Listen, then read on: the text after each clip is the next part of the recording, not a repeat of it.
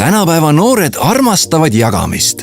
Neile meeldib jagada rõivaid, sõiduteenust ja kogu oma elu sotsiaalmeedias. Miks nad ei võiks jagada ka verd?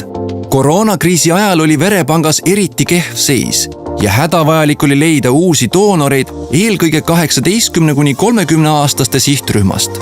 Doonorlus on lihtne viis teha head ning ühest vereloovutusest võib doonor päästa 4–5 inimese elu. Panime seljad kokku Keili ja Tanjaga, kes on tuntud sotsiaalmeedia jagajad ja kutsusime inimesi koos nendega elusid päästma. Lisaks sõnumi levitamisele käisid naised ka ise verd jagamas. Tanja esimest ja Keili juba mitmendat korda. Selleks, et motiveerida veelgi rohkemaid inimesi verd abivajajatega jagama, korraldasime Facebookis üleriigilise teemaviide verd saab jagada ürituse, mille eesmärgiks oli kutsuda doonorinädala raames inimesi verd loovutama. Üritus levis pea 31 000 inimeseni ja paljud doonorid jagasid ürituse all ka fotojäädvustusi oma vereloovutusest. Nüüd, kui järgmine kord sotsiaalmeedias pilti jagad, mõtle ka sellele, et verd saab jagada.